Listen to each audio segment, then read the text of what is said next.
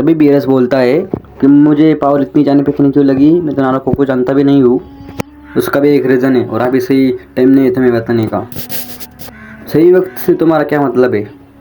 जैसे कि हमें लग रहा है पूरा मल्टीवर्स खतरे में है। आखिर इस नाराको को चाहिए क्या? किंग ऑफ एवरीथिंग के पावर्स, क्योंकि उसे पावर मिल गई ना, इस मल्टीवर्स में उससे पावरफुल कोई भी नहीं है। फिर अब तक हमें लग रहा था कि नाराको मर चुका है, लेकिन फूको देख हमें कंफर्म हो गया कि ये कुछ तो भी कर रहे हैं। वही एक मॉर्टल जिसकी पावर नाराको से मिलती है, एकदम डिवाइन बीइंग से। तभी हम देखते कि वेजिटा सबके साथ अर्थ पे होता है, लेकिन तभी एक और मिस्टीरियस कैरेक्टर वहाँ पे आ जाता है। तभी वो कैरेक्टर वेजिटा को देख उसके ऊपर अटैक कर देता है, लेकिन तभी वेजिटा गुस्सा हो जाता है और अपने सुपर सैयन गॉड में चला जाता है और उसके ऊपर पंच कर देता है। वेजिटा की काफ़ी कोशिशों के कारण वेजिटा उसके ऊपर एक भी पंच मार नहीं पाता, लेकिन वो कैरेक्टर वेजिटा के ऊपर एक टेक्निक यूज़ करता है, उसके चलते वेजिटा बेहोश हो जाता है। दूर से देख रहे हुए बारडॉक और रेडिस उसकी मदद करने के लिए जाते हैं, लेकिन उन दोनों की हालत वेजिटा की तरह हो जाती है। किसी को इंटरफेयर करने से पहले वो कैरेक्टर वेजिटा को लेकर वहाँ से चला जाता है। वही सेम टाइम जेनोसामा के ऊपर भी एक वैसे कैरेक्टर अटैक कर देता है। बीएरएस और विश हैरान हो जाते हैं और बोलते कैसे एक आध कैरेक्टर जेनोसामा के पैलेस पे आ सकता है बिना परमिशन के।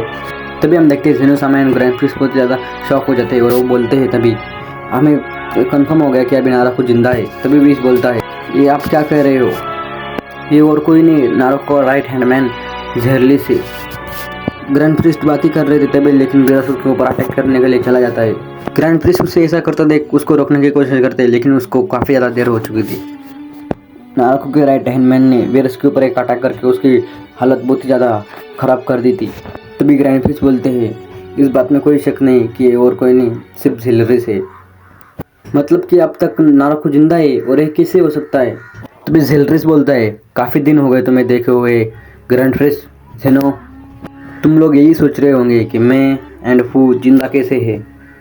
तुम्हारी जानकारी के लिए मैं बता दूं, हम में से काफ़ी कम ही लोग जिंदा है और लॉर्ड नाराको भी उनमें से एक है।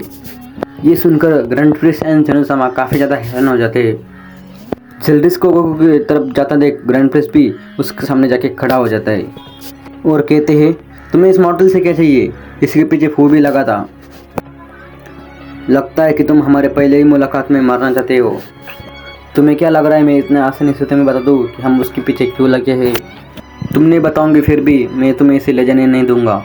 हम पूरी तरीके से तो नहीं जानते, लेकिन हमें अंदाज़ा हो चुका है इसमें एंड नाराको के पावर में कुछ तो भी सेम बात है। बस एक बार लॉर्ड नाराको जाग जाए फिर तुम में से कोई भी जिंदा नहीं बचेगा। ये क्या कह रहे हो तुम? हाँ सही सुना तुमने, लॉर्ड नाराको काफ़ी सालों से सो रहे थे, लेकिन अभी उनको जागने का वक्त हो चुका है। तभी काफ़ी स्पीड से ग्रैंड प्रिस्ट की तरफ जेल्डिस बढ़ने लगता है। बातें बहुत हो चुकी ग्रैंड प्रिस्ट, अभी मेरे रास्ते से हटो। ऐसा कहकर ग्रैंड प्रिस्ट एंड जेल्डिस में फाइट शुरू हो जाती है। तभी जेनोसामा एक पोर्टल खोलते हैं और बोलते हैं विश तुम गोकू को लेकर निकल जाओ, क्योंकि हमें नहीं पता वो लोग गोकू से क्या चाहते हैं। और विश जब तक नैना को उस डायमंड सेल से बाहर मत आना। फिर विश बीएरएस एंड गोकू को लेकर उस पोर्टल के अंदर चला जाता है एंड उसकी दूसरी ओर देखता है कि उस और दूसरी प्लेनेट पे आ चुके हैं। उसके बाद विश बीएरएस को हिल करने लगता है। दूसरी ओर जेनोसामा के पैलेस पे हम देखते हैं कि ग्रैंड प्रिस्ट एंड जेल्डिस की बहुत ही इक्वल लेवल पे फाइट चल रही थी। धीरे धीरे करके ग्रैंड प्रिस्ट जेल्डिस पे हावी होने लगते हैं। फिर ग्रैंड प्रिस्ट उसके ऊपर काफ़ी ज़्यादा अटैक कर देते। फिर वो जेल्डिस बोलता है ओ नाइस, तुम जेनो के टीचर होने के कारण इतना तो कर ही सकते हो। अब मुझे भी लग रहा है कि मुझे थोड़ा सा पावर अप करना ही होगा। क्यों ग्रैंड प्रिस्ट, सही है ना? तभी ग्रैंड प्रिस्ट बोलते हैं तुम जितने भी पावर का यूज़ कर लो, लेकिन तुम मुझे हरा नहीं पाओगे। वो तो देखा जाएगा। ऐसा कहकर दोनों के बीच में बहुत ही डेंजरस फाइट होने लगती है। एज एक्सेप्टेड जेल्डिस ग्रैंड प्रिस्ट के ऊपर हावी होने लगता है। कुछ देर फाइट करने के बाद ग्रैंड प्रिस्ट थोड़े पीछे हट जाते हैं और उसके ऊपर अटैक करने के लिए चले जाते हैं, लेकिन इस बार तो जेल्डिस ना ही वहाँ से हटता है ना ही उस अटैक को रोकने की कोशिश करता है। जेनोसामा ग्रैंड प्रिस्ट का अटैक को देख कुछ समझ जाती है कुछ अच्छा नहीं होने वाला। तभी वो ग्रैंड प्रिस्ट को बोलते हैं वहाँ पे रुक जाओ, और फिर हम देखते हैं कि उसको काफ़ी ज़्यादा देर हो चुकी थी। ग्रैंड प्रिस्ट का अटैक उसके ऊपर लैंड हो चुका था। फिर हम देखा जाता है कि जेल्डिस काफ़ी ज़्यादा इंजर्ड हो जाता है, लेकिन उसके दूसरे ही सीन में हम देखा जाता है कि जेल्डिस को कुछ भी फर्क नहीं गिरता है। फिर जेल्डिस को खड़ा देख ग्रैंड प्रिस्ट उसके ऊपर अटैक करने के लिए चले जाते हैं, लेकिन उसी ग्रैंड प्रिस्ट उसको टच करते ही वहाँ पे एक एक्सप्लोजन हो जाता है बड़ा सा। फिर ग्रैंड फिश के कारण इंजर्ड हो जाते हैं। फिर हम देखते हैं कि वापस सब शांत हो जाता है। तभी जेनेसामा बोलते हैं ये किसी टेक्निक है, पहले तो इसके पास एक ज़्यादा टेक्निक नहीं थी, आखिर क्या किया है तुमने अपने साथ। तभी जेलरिस हंसने लगता है और बोलता है पिछले बार तुम्हारे डैड के कारण हमें हारना पड़ा, लेकिन इस बार नहीं, इस बार हमें रोकने वाला कोई नहीं है, बस लॉर्ड नाराको को जागने की देरी है। जेलरिस की बातें सुनकर ग्रैंडफिश को बहुत ज़्यादा गुस्से से उसके ऊपर अटैक करने के लिए चले जाते हैं।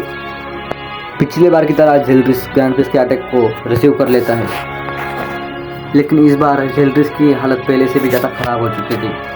फिर हम देखते हैं कि जेलरिस पूरी तरह से हील हो चुका रहता है और ये देख ग्रैंडफिश काफ़ी ज़्यादा शॉक हो जाते हैं और इस बार जेनेसामा ग्रैंडफिश को उसके पास जाने से मना करते हैं। फिर जेलरिस धीरे धीरे करके फू के कमरे के पास बढ़ने लगते हैं। उसको ऐसा करते देख ग्रैंडफिश रोक नहीं पाते और उसके ऊपर अटैक करने के लिए चले जाते हैं, लेकिन पिछली बार की तरह ग्रैंडफिश ने उसको टच किया तो वैसा ही एक्सप्लोजन हो गया और इस एक्सप्लोजन से ग्रैंडफिश काफ़ी ज़्यादा इंजर्ड हो जाते हैं एंड इस एक्सप्लोजन से जेलरिस को कुछ भी ज़्यादा फर्क नहीं गिरता है और फिर भी फूक की तरफ बढ़ने लगता है। लेकिन तभी ग्रैंडफिश उठकर उसके ऊपर एक टेक्निक का यूज़ करते उसके आजू बाजू एक सील तैयार हो जाता है। जेलरिस की काफ़ी ज़्यादा कोशिशों के कारण वो अपने को उस सील से बाहर नहीं निकल पाता। जेलरिस को इतना कोशिश करके देख ग्रैंडफिश काफ़ी ज़्यादा खुश हो जाते हैं और बोलते ये अभी कुछ कर भी नहीं पाएगा। तभी जेलरिस हंसने लगता है और उस शील्ड के ऊपर अपना एक हाथ रखता है, शील्ड के ऊपर एक अटैक कर देता है, उसके चलते वो शील्ड टूट जाता है। ग्रैंडफिश देख काफ़ी ज़्यादा हैरान हो जाते हैं और बोलते हैं कि ऐसा कर कैसे रहा है। तभी ग्रैंडफिश उसकी तरफ देखते हैं और बोलते हैं हमारे पास दूसरा कोई चॉइस नहीं है। तभी ग्रैंडफिश जेनेसामा की तरफ देखते हैं, फिर जेनेसामा सिर हिला कर हाँ बोलते हैं। फिर ग्रैंडफिश अपनी आँखें बंद कर कर पूरी पावर पर फोकस करता है और फिर वो धीरे धीरे करके पावर बढ़ाने लगता है। जेलरिस को कुछ भी ज़्यादा फर्क नहीं गिरता है, लेकिन जेलरिस शॉक होकर बोलता है ये पिछले बार तो इतना पावरफुल नहीं था, इस बार कैसे हो गया। और इसके पावर बढ़े जा रही है। ग्रैंडफिश की पावर के चलते पूरे मल्टीवर्स में एक पावर फील हुआ। हर यूनिवर्स के God of destruction and angel काफ़ी ज़्यादा शॉक हो जाते हैं और कायोशिन भी ये पावर सेंस करके बोलते हैं ये पावर किसकी है, ये पावर अभी हमने सेंस की नहीं थी। वहाँ तक कि दूसरी तरफ बीरसविस एंड गोकुता उनको भी उसकी पावर फील हुई थी। फिर ग्रैंडफिश अपने पूरी पावर के साथ उसके ऊपर अटैक करने के लिए चले जाते हैं एंड जेलरिस भी ग्रैंडफिश के अटैक को डॉज नहीं कर पाता और बहुत बुरी तरीके से गिर जाता है और फिर उन दोनों में बहुत ज़्यादा बड़ी बैटल होने लगती है। तभी ग्रैंडफिश बोलते हैं तुम्हारे शरीर में जो दर्द हो रहा है तुम उसको पावर में कन्वर्ट कर सकते हो, मैं भी दिखता हूँ तुम इतने अटैक को कितने देर तक सर्वाइव कर सकते हो। फिर जेलरिस ज़मीन पे गिर जाता है, तभी ग्रैंडफिश उसके ऊपर अटैक करने वाले होते हैं। तभी फिर ग्रैंडफिश अपना अटैक प्रिपेयर करके उसके ऊपर फेंक देते, उसके कारण उसके ऊपर बहुत ज़्यादा ना प्रेशर आ जाता है। फिर हम देखते हैं कि वहाँ पे एक मिस्टीरियस बीइंग फू आ जाता है एंड उसे वहाँ से ले जाता है। ग्रैंडफिश के अटैक के कारण पूरे जन पैलेस पे बहुत ज़्यादा नुकसान हो जाता है, लेकिन जेनेसामा कुछ ही देर में उसको पूरे पहले जैसे कर देते हैं और वहाँ पे पूरे गॉड ऑफ डिस्ट्रक्शन आ जाते हैं और उनके साथ उनके कायोशिन्स भी होते हैं। फिर वो जेनेसामा ग्रैंडफिश से सवाल करने लगते हैं ये पावर किसकी थी। तभी ग्रैंडफिश उनको जवाब देते हैं वो पावर उनकी थी। ऐसा सुनकर हर कोई हैरान हो जाता है और बोलता है तुम्हें क्या ज़रूरत गिरी थी कि तुम इतना पावर रिलीज़ कर पाओ। तभी ग्रैंडफिश उनको नारुतो के बारे में सब बता देते हैं। ये बातें सुनकर हर कोई शॉक हो जाता है और उनको पता भी नहीं था कि जेनेसामा के कोई बड़े भाई भी थे और अब वो वापस भी आ चुके हैं। लेकिन हमारा एक प्लस पॉइंट भी है कि वो लोग को अपने साथ में नहीं ले जा पाए। तभी गॉड ऑफ डिस्ट्रक्शन बोलता है क्या है इस मॉडल में। ग्रैंडफिश बोलते हैं कुछ कंफर्म पता नहीं, लेकिन इस मॉडल के बीच में से जो पावर आ रही है वो नारुतो से मिलती जुलती है, लेकिन इस मॉडल के पास डिवाइन एनर्जी कहाँ से आ सकती है, उसका जवाब तो हमें अब भी नहीं मिला है। तभी जेनेसामा अपने पोर्टल के द्वारा बाकी सबको अपने पैलेस पे ले आते हैं। गोकू को देख हर कोई बोलता है कि गोकू में से हल्का सा डिवाइन एनर्जी फील हो रहा है। इस मॉडल में नारुतो में कुछ तो भी कनेक्शन है। हाँ, अगर इसमें कुछ होता नहीं तो लोग इतनी मेहनत क्यों करते इसको ले जाने में। कुछ देर के लिए तुम्हें हमारी निगरानी में रहना होगा जब तक मैं तुम्हें ट्रेन करता हूँ, जिससे तुम तुम्हारे पावर पे कंट्रोल ला पाओ। तुम उस पावर को कंट्रोल कर पाओगे तो उससे तुम काफ़ी ज़्यादा पावरफुल हो सकते हो। फिर सारे Kaioshin god of destruction and angels अपने यूनिवर्स में चले जाते हैं। वही दूसरी ओर किसको कुछ भी अंदाजा नहीं था कि वहाँ पे क्या हो रहा है। वो लोग अचानक से विजिटा को अपने उठाकर साथ में ले आ जाते हैं। तभी विजिटा अपनी आंखें खोलता है तो अपने को एक अनजान जगह पे पाता है और वो देखता है कि उसकी दोनों हाथ एंड पैर बंधे हुए हैं एंड उसके बगल में फू बैठा हुआ रहता है।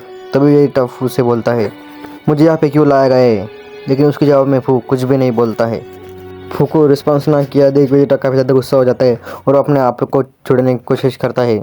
तभी फू उसकी तरफ देखकर बोलता है, इसका कोई फ़ायदा नहीं, तुम उसे छुड़ा नहीं पाओगे।